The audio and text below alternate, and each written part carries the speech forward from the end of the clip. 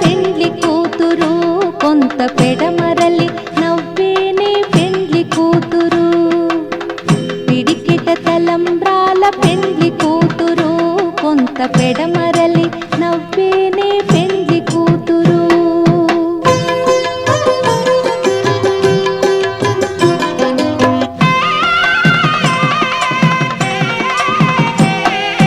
పేరుగల జవరాలి పెండ్లి కూతురు, పెద్ద పేరుల